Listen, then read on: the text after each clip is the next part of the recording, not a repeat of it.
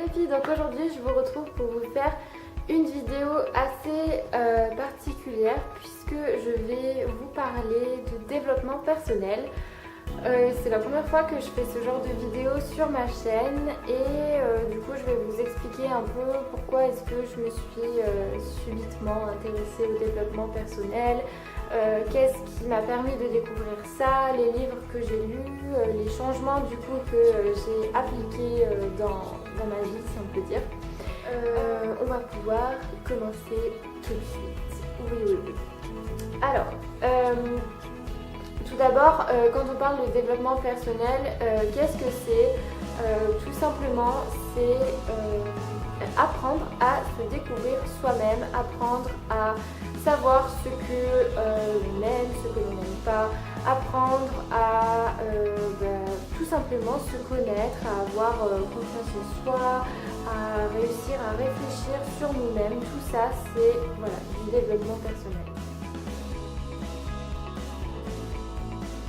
Je suis tombée sur plusieurs vidéos de Georgia's Secret, puisque Georgia's Secret, si vous me suivez sur Instagram, vous savez que j'ai eu la chance de la rencontrer, que je suis beaucoup ses vidéos, j'adore cette personne. Et en fait, elle a posté du coup une vidéo où elle parlait de ses lectures qu'elle avait faites, etc. Notamment en parlant des 4 accords Toltec. Et cette vidéo elle l'avait déjà postée, mais je sais pas, ce jour-là je suis allée farfouiner dans ses vidéos et je suis tombée sur ça. Et en fait elle parlait de ce livre qui avait profondément changé sa vie, en quoi il avait changé sa vie, etc. Et je me suis dit bon faudrait que je l'achète, etc. Et au final du coup ma meilleure amie me l'a offert et j'ai commencé à le lire. Et là je sais pas, ça fait un gros boom, un gros waouh, je sais pas comment dire, mais d'un coup j'ai eu l'impression de revivre. D'un coup, dès que je lisais ce livre, je me sentais bien. Rien que d'en parler, ça me donne des frissons, mais je me sentais bien, je me sentais moi, je me sentais... Tout d'un coup, la vie reprenait son sens et j'avais envie de profiter de la vie, j'avais envie d'être quelqu'un de bien, de me connaître, enfin voilà, parce que Georgia's Secret en avait parlé et que je sais pas, à ce moment-là, j'avais besoin de ça. Les 4 accords Toltec, qui est un livre à mon sens, mais je vous en parle tout de suite après, qu'il faut lire plusieurs fois avant de bien le comprendre et je pense qu'il se relit plusieurs fois dans une vie parce que il prend un sens différent à chaque moment de notre vie. Et puis après j'ai décidé donc de farfouiller vers le développement personnel. J'ai commencé à m'intéresser à la méditation, je me suis intéressée en même temps au yoga, je me suis intéressée à toute cette sphère-là, à tout ça, les méditations guidées, pas guidées, les différents types de méditation qu'on peut faire. Juste apprendre à ressentir mon corps, à me sentir vivante et je sais pas, j'ai eu un énorme déclic et d'un coup tout s'est mis à... je sais pas, c'est comme si tout avait repris un sens, c'est comme si chaque chose était à sa place, je sais pas comment expliquer, mais c'est vraiment en lisant le livre Les 4 accords Toltec que j'ai eu mon déclic en fait sur moi, sur ma vie, sur les changements qu'il fallait faire, sur comment m'y prendre. Bien sûr c'est venu petit à petit quoi. Donc maintenant je vais vous parler des 3 livres que j'ai quasiment tous lus. Donc le premier c'est Les 4 accords Toltec qui est un livre qui a clairement bouleversé ma vie. En fait c'est donc un chaman qui explique des choses très basiques mais qu'il faut se tenir entre guillemets à respecter, donc on n'est pas obligé forcément de les respecter à la lettre bien sûr, mais ça explique en fait tout le monde qu'on peut se faire autour de certaines choses, Donc je vais vous lire les 4 principes. Mais donc le premier c'est que votre parole soit impeccable, c'est-à-dire qu'il faut être irréprochable dans ce qu'on fait, dans ce que l'on est pour que personne ne puisse nous dire qu'on a fait quelque chose, qu'on a dit ci, qu'on a dit ça. Ne pas en faire une affaire personnelle, c'est-à-dire ne pas prendre les choses trop à cœur, ne pas voilà, essayer de vouloir sauver tout le monde. Moi je sais que j'ai cette grosse tendance-là, c'est-à-dire que je vais intérioriser les problèmes de tout le monde, que je vais voilà, essayer d'aider les autres comme je peux, mais que ça va c'est trop et que ça peut me bouffer en fait. Le troisième accord, c'est ne faites pas de suppositions, et ça je trouve que dans ce livre il vous montre que tous les films qu'on se fait autour, en fait on se crée un espèce de rêve dans lequel on se sent bien, dans lequel, comme si on vivait dans un deuxième monde, dans lequel on se sent bien, où il n'y a rien, où tout est comme on veut, tout est parfait, etc. Et qu'il faut revenir à la réalité, mais voilà, en appliquant des principes qui sont assez simples. Et le quatrième accord, c'est faites toujours de votre mieux. Voilà, donc il faut toujours faire de son mieux, mais pour tout, parce que comme ça évite les regrets, les moments, etc. Enfin voilà, donc en gros, ce livre, de quoi il parle, je pourrais vous en parler beaucoup plus, mais je pense que ça vous saoulerait. Mais voilà, en gros, je pense que ce livre, tout simplement, il faut être prêt pour pouvoir le lire. C'est-à-dire qu'il faut accepter d'ouvrir son esprit, accepter de comprendre pourquoi est-ce qu'on dit telle ou telle chose, pourquoi est-ce qu'on nous dit ça en fait, si vous faites ça, dit ça. Il faut être prêt et ne pas, voilà, ne pas faire des blocages en disant non, de toute façon moi je pense ci, moi je pense ça, de toute façon on peut me dire ce qu'on veut parce que non. Ça ne marchera pas si vous êtes dans cet état d'esprit-là.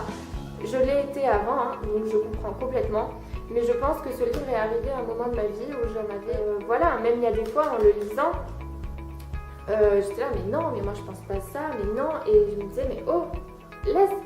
C'est comme si quelqu'un parlait et je me disais, mais laisse parler le livre, qu'est-ce qu'il a à dire? Et du coup, en fait, en faisant zéro blocage, en étant complètement ouverte, en buvant les paroles, parce qu'en fait je buvais les pages, enfin, je sais pas comment le dire, mais ça m'a fait tellement de bien. Enfin, je ne peux que vous conseiller ce livre si vous sentez que vous avez besoin d'un changement, si vous sentez que vous êtes perdu, si vous sentez que rien ne va plus, enfin, je sais pas comment dire, mais franchement, lisez ce livre, quoi.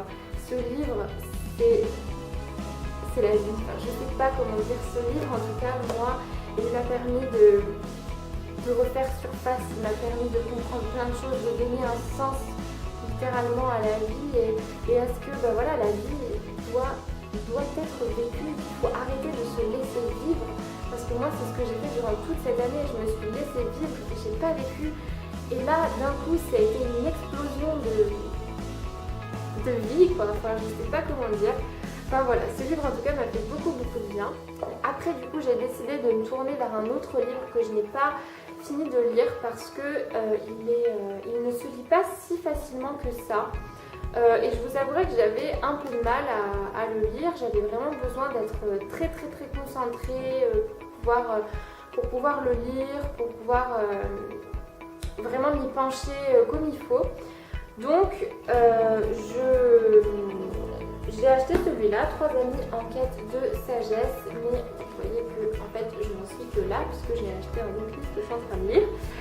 Donc en fait c'est comme si c'était un débat entre 3 personnes sur des sujets, sur des perceptions.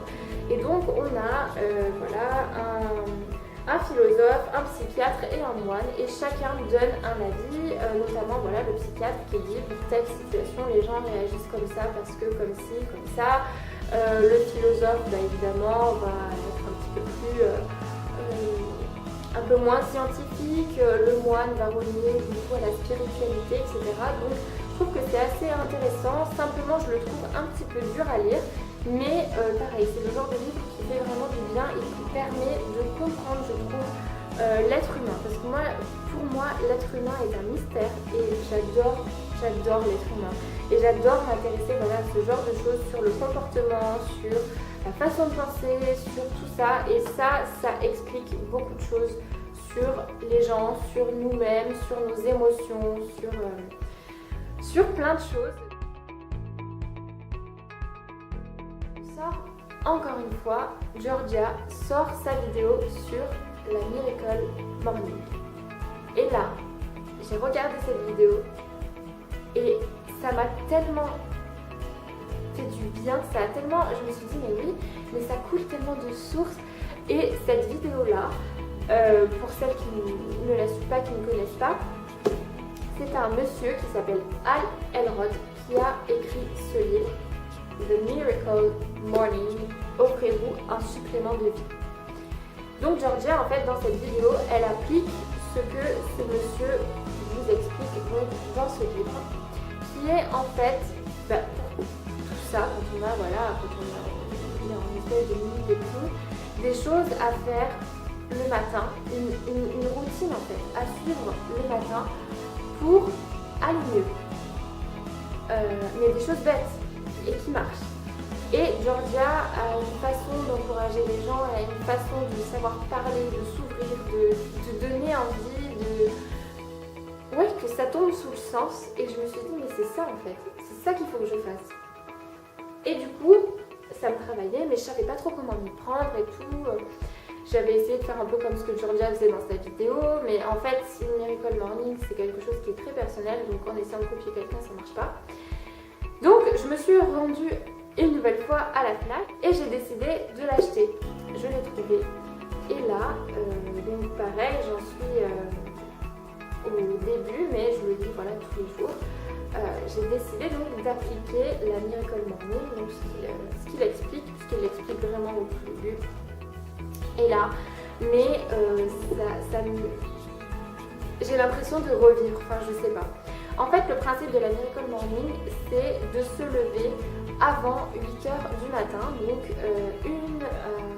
2 heures, voire 3 heures avant son réveil habituel, et de faire des choses dans un certain ordre, bien sûr à adapter en fonction de chaque personne, pour se sentir mieux, pour être plus réveillé, pour aller mieux en humeur, pour faire une activité physique, mais pour être plus en forme, prendre le temps de faire des choses, pour prendre du temps pour soi, qu'on n'a pas forcément le temps de s'accorder la journée, qu'on va moins bien faire, enfin je sais pas, le but de toute façon c'est de démarrer la journée de bonne humeur, d'être juste bien, et ça marche, vraiment ça marche. Et donc en peu de temps, quels sont les changements que j'ai observés? Déjà, dans son livre, le monsieur Hal Elrod dit que quand on se réveille le matin, on a l'impression de se réveiller comme les matins de Noël. Et en fait, au départ, je ne comprenais pas pourquoi est-ce qu'il disait ça. Et après avoir appliqué donc cette Miracle Morning, je me suis rendu compte que ce qu'il voulait dire par là, c'était que le matin, on n'était pas fatigué en se réveillant, on était excité. Sans savoir pourquoi, mais on était excités. Et c'est vrai, moi j'étais trop contente de me réveiller le matin, alors que je me réveillais tôt, je me réveillais entre 6h et 6h15, et je me disais, mais pourquoi est-ce que tu es si contente que ça? Et en fait, je me sentais, mais j'étais trop contente, je faisais ma méditation, je faisais mes affirmations, et tout de suite je me sens bien, tout de suite je me sens beaucoup plus en forme, beaucoup plus réveillée, de meilleure humeur surtout, et j'ai l'impression d'avoir fait... d'avoir eu le temps de faire plein de choses, je suis pleine de vie, j'ai envie de faire plein de trucs, je suis pas crevée, je suis trop bonne humeur.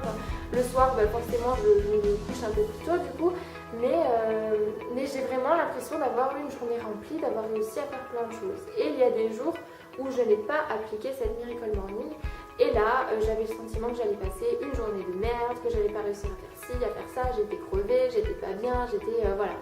Et je me suis rendu compte que en fait, ce qu'il me fallait vraiment, c'était la Miracle Morning, parce que je me sentais vraiment comme réoxygénée, comme je sais pas comment dire, mais bien.